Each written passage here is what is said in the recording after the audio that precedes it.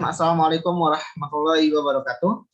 Perkenalkan, kami dari kelompok 9 yang beranggotakan 3 orang. Saya Aldian Fahri, yang selanjutnya Suci Nabila, dan yang ketiga adalah Sophia. Pada kesempatan kali ini, di ruang Zoom ini, kami akan membuat suatu roleplay video yang berkaitan dengan tax accountant atau akuntan pajak. Pada kasus yang telah diberikan, kami akan bermain peran, yang mana perannya akan kami gantikan sendiri. Untuk nama perusahaannya adalah perusahaan A, dan saya sebagai direkturnya atau sebagai manajer utama. Dan juga yang nanti akan menjadi akuntan pajak adalah Sophia, yang mana dia akan berperan juga sebagai whistleblower nantinya. Dan yang akan menjadi KPP atau Kepala Praktik Perpajakan adalah Suci Nabila, yang mana Suci Nabila akan berperan juga sebagai nanti pihak luar yang akan memeriksa perpajakan di perusahaan. Baiklah, mungkin kami akan langsung saja untuk roleplay video ini. Nah, kami akan memulai untuk roleplay videonya. Dipersilakan kepada Suci Nabila untuk memulai dialog. Pada Suci Nabila, dipersilakan. Selamat siang semua. Terima kasih telah bergabung dalam Zoom kali ini. Iya, Bu. Selamat siang. Oh iya, Sophia. Aldian memberitahu saya ada sesuatu yang ingin kamu bicarakan dengannya. Iya, Bu. Ada.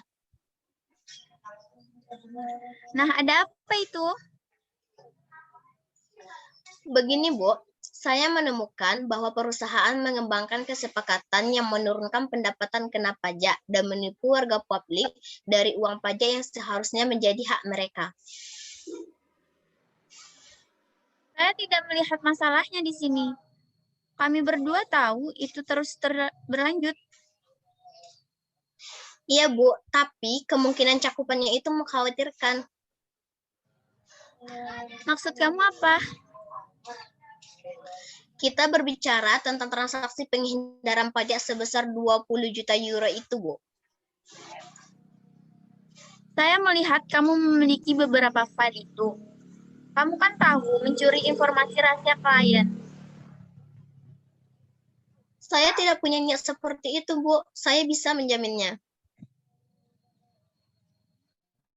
Maaf, sebelumnya, kenapa Bapak diam saja dari pertemuan tadi? Ya, maaf sebelumnya. Nah, saya diam karena saya mengikuti perintah perusahaan, dan juga kamu harus mengikuti salah aturan yang ada perusahaan. Karena hal-hal yang telah kamu ketahui itu merupakan rahasia perusahaan, dan itu tidak boleh dibocorkan. Dan itu nantinya akan merugikan perusahaan. Baiklah, untuk dialog pertama itu berkaitan dengan akuntan pajak yang berbicara dengan KPP atau Kepala Praktik Perpajakan terkait perusahaan A yang melakukan penyelapan pajak atau melakukan penghindaran pajak secara ilegal. Untuk selanjutnya, kami akan menjawab pertanyaan-pertanyaan pada kasus ini, yang nantinya akan kami jawab di akhir video. Ya. Assalamualaikum warahmatullahi wabarakatuh. Selanjutnya, kami akan bermain roleplay tentang kasus kedua, yaitu surat pemberitahuan pajak, di mana dalam kasus ini, dilema etika akuntan pajak ketika ditanya oleh atasannya untuk mengabaikan kemenangan lotre yang dapat dilaporkan. Dalam kasus ini, saya sendiri akan berperan sebagai Herikon, yaitu Presiden Industri, dan Nabila akan berperan sebagai manajemen bagian perpajakan, yaitu Pincendim. Sedangkan Aldian akan berperan sebagai manajer pajak, yaitu Branda Sales. Kepada para pemeran, silahkan melakukan perannya. Tunggu dulu. Apa? Kepada pemeran?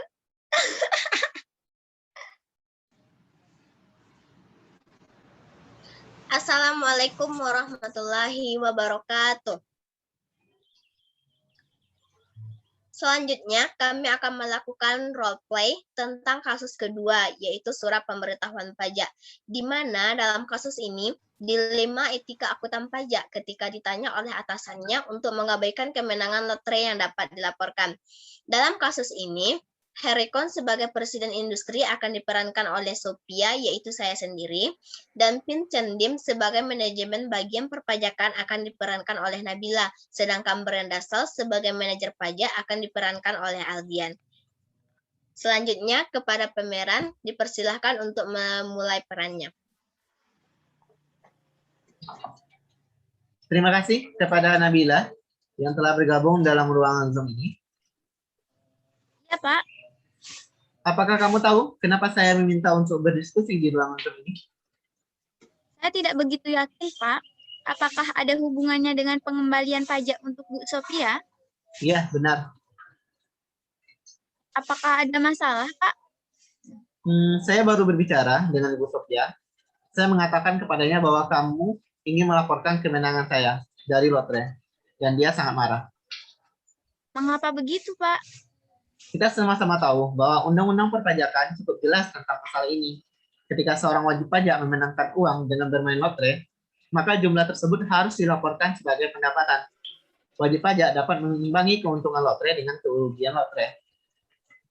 Jika itu bisa didukung, tentu saja kerugian tidak bisa lebih tinggi dari jumlah keuntungannya. Dalam kasus ini, kerugian melebihi keuntungan, jadi tidak ada efek pajak bersih.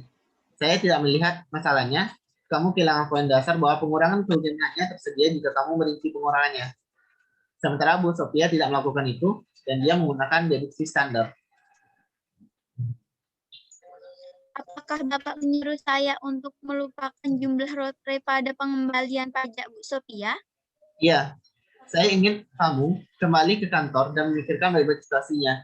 Pertimbangkan bahwa ini adalah permintaan satu kali, dan saya sangat menghargai anggota staf yang bersedia bersikap fleksibel dalam situasi seperti ini. Dan saya akan memberitahu kamu dan staf lain dalam situasi yang sama telah setia kepada perusahaan.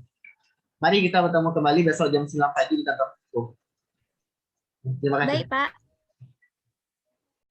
Bismillahirrahmanirrahim. Assalamualaikum warahmatullahi wabarakatuh. Perkenalkan, saya Alina Fahri dari jurusan akuntansi BP 15. Nah, pada kesempatan kali ini, saya sebagai perwakilan juga dari kelompok 9 akan menjawab pertanyaan dari kasus yang telah ditampilkan. Nah, sebelum saya menjawab pertanyaannya, saya akan menjelaskan beberapa hal terkait dengan kasus yang pertama ini. Yang pertama, ada yang namanya whistleblower. Whistleblower di mana ini adalah yang akan menjadi pelapor suatu kecurangan yang dilakukan oleh suatu perusahaan. Nah, whistleblower di sini tentunya tidak semena-mena atau tidak semata-mata dia melaporkan kecurangan kepada publik secara langsung, tapi memang harus melewati beberapa tahap.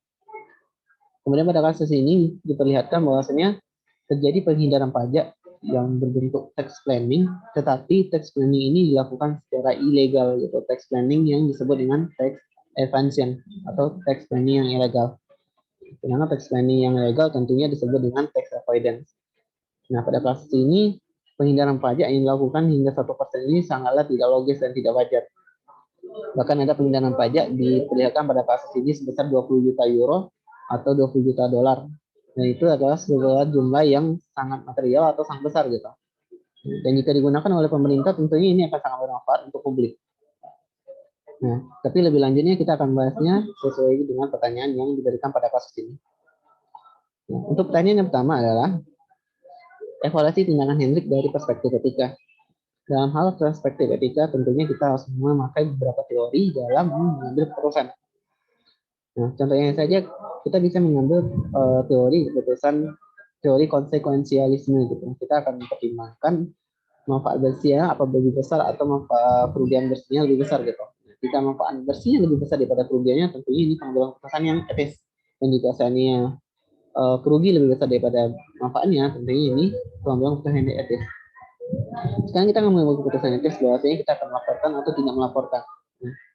Jika kita melaporkan 20 juta euro ini akan bisa dipertanggungjawabkan atau dilaporkan kepada pemerintah sehingga penangguhan pajak ini nantinya akan dapat dipergunakan oleh pemerintah dalam hal mensejahterakan publik. Tapi jika saat ini kita tidak melaporkannya, maka pemerintah yang akan mengalami kerugian juga publik juga mengalami kerugian. Berarti dua pihak yang akan mengalami kerugian di sini. Ya. Tapi kalau saat ini kita melaporkannya, tentunya cuma perusahaan yang dirugikan dan tentunya yang kita laporkan adalah sesuatu yang benar gitu. Rasanya penghindaran pajak yang dilakukan oleh suatu perusahaan itu adalah tindakan yang ilegal dan dapat merugikan banyak pihak. Dan pada laporan keuangannya sendiri tentunya tidak wajar gitu. Sebesar 20 juta euro yang seharusnya diberikan kepada pemerintah tapi dia pegang sendiri dan tidak dilaporkan kepada pihak pajak. Dan tentunya ini sangat merugikan sekali. Untuk pertanyaan yang kedua, yaitu berkaitan dengan asumsikan saya sebagai posisinya Hendrik atau sebagai akuntan pajak mencoba untuk memutuskan di antara alternatif apakah mendiskusikan bertemu dengan reporter kemudian mendiskusikan dengan perusahaan atau bertemu dengan reporter setelah sesi pertama maki-maki dengan perusahaan dan melewatkan pertemuan tindak lanjut sama sekali. Nah, tentunya yang saya lakukan pertama kali adalah mendiskusikan dengan perusahaan terlebih dahulu. Nah, setelah mendiskusikan dengan perusahaan, tindakan yang saya lakukan misalnya melaporkan terkait dengan perencanaan pajak yang tidak seharusnya dilakukan, dan jika itu diperbolehkan oleh perusahaan dan diizinkan, dan kita memang membicarakannya sesuai dengan fakta dan menjelaskannya secara detail gitu pada perusahaan, kita sudah mendapatkan izin, baru kita ke reporter nih gitu dan menjelaskan bahwasanya memang di perusahaan ini terjadi penyimpanan pajak dan ini seharusnya dilaporkan.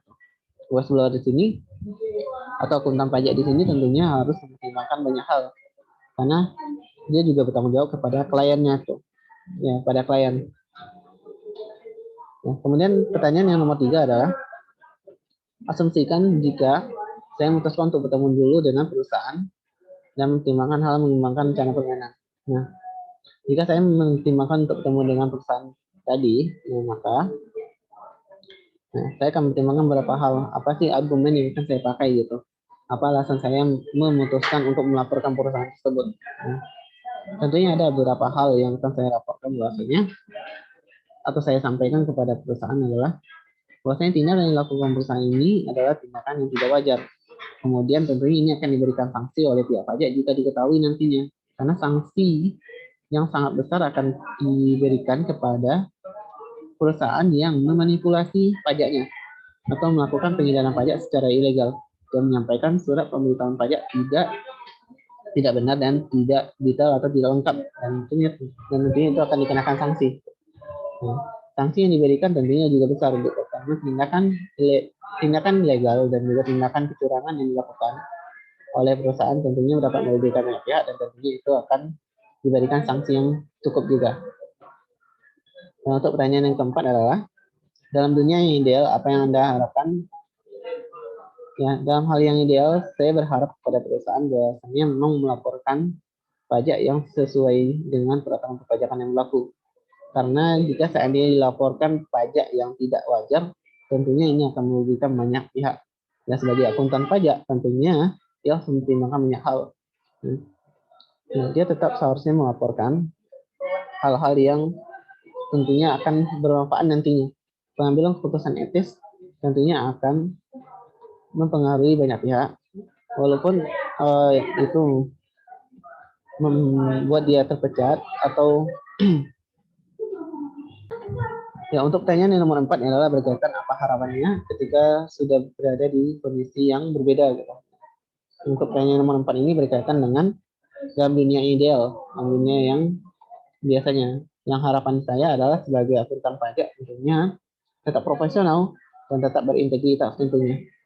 Di mana keprofesionalan ini menunjukkan kemampuan dari akuntan pajak itu sendiri. Nah, dan juga pajak yang harus dilaporkan haruslah wajar dan sesuai dengan peraturan perpajakan yang berlaku dan tidak melakukan tindakan yang ilegal yang dapat merugikan banyak pihak. Mungkin itu dari saya. Assalamualaikum warahmatullahi wabarakatuh.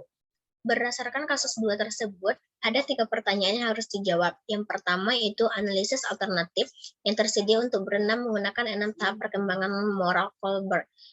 6 tahap perkembangan moral Kohlberg terdiri dari 3 tingkatan. Tingkatan yang pertama yaitu pra-konvensional, terdiri atas orientasi kepatuhan dan hukuman serta orientasi minat pribadi. Tingkatan 2 atau konvensional terdiri dari orientasi keserasian interpersonal dan konformitas, serta orientasi otoritas dan pemeliharaan aturan sosial. Tingkatan 3 atau pasca konvensional terdiri dari orientasi kontrak sosial dan prinsip etika universal. Berdasarkan 6 tahap perkembangan moral Kohlberg, kasus tersebut berada pada tingkatan ketiga. Dalam tingkatan ketiga ini menggunakan moral daripada norma. Jika dikaitkan dengan kasus tersebut, dalam hal ini Brenda harus patuh pada hukum yang berlaku. Karena sebagai akuntan pajak yang profesional, Brenda tidak akan mengikuti keinginan dari Vincent karena tindakan itu merupakan tindakan yang salah. Selanjutnya pertanyaan yang kedua. Bagaimana melawan argumen dari Vincent dan tanggapan yang paling kuat serta persuasif? sengaja menyampaikan surat pemberitahuan atau keterangan yang isinya benar dan tidak lengkap sehingga dapat menimbulkan kerugian pada pendapatan negara merupakan pelanggaran atas Undang-Undang Ketentuan Umum dan Tata Kelola Perpajakan dan tata cara perpajakan dan diancam dengan pidana penjara paling singkat 6 bulan dan paling lama 6 tahun serta didenda paling sedikit 2 kali dan paling banyak 4 kali jumlah pajak terutang yang tidak atau kurang bayar tersebut. Pertanyaan yang ketiga yaitu asumsikan bahwa Brenda memutuskan untuk melakukan kembali tindakannya menerima tawaran dari Pincan untuk tahun selanjutnya. Apa yang akan dilakukan untuk tahun kedua dan mengapa? Tindakan Brenda akan tetap sama untuk tidak melakukan hal tersebut karena tidak sesuai dengan hukum dan ketentuan yang berlaku. Sehingga apabila Brenda melakukan tindakan tersebut, itu menunjukkan bahwa Brenda bukan sebagai akuntan pajak yang profesional.